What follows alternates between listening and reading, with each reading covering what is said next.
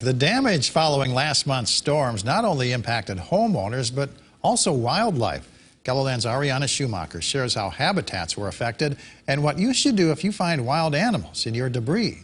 Good morning, Ariana. Good morning, Perry. Habitats were affected following the windstorms, leaving some animals without their homes, whether that's because of damaged trees or flooded grasslands.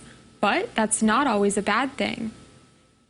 Habitats across eastern South Dakota are looking a little different following May windstorms. We have had some challenges, I think, for the wildlife out there. Of course, nests from ducks or pheasants or other birds, oftentimes are down in lower areas where there's maybe some good grass growth early in the spring.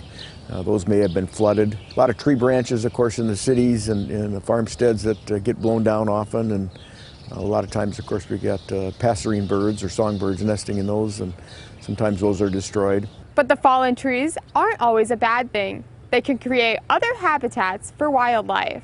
But in shelter belts and that, we have a lot of trees that survive, but a lot of broken branches, broken tops, and a lot of those trees will be left. And if there's one thing cavity nesting birds are looking for, it's trees with busted tops. We have trees oftentimes tipping over into the oxbow itself, create some fish habitat, create some logs for the turtles to jump up on, create some areas for the ducks and other birds to loaf on.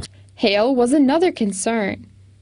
In some of the storms, I know, was up to baseball size, so that could have certainly affected some of the wildlife, the birds, and even some of the larger animals. We have had situations in really heavy hailstorms where we've lost things like deer. But if you do find wildlife while cleaning up your storm damage, it's best to leave them be.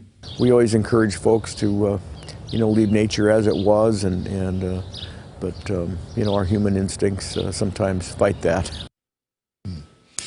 Well, Ariana, did Game Fish and Park see any significant damage to animals from these storms? Well, there was widespread damage in the trees and things like that, but one significant one was a large tree that hosted an eagle nest down by Brandon that fell over. So that was a big loss for them. Well, hopefully the eagles have found a new home by now. Hopefully. All right.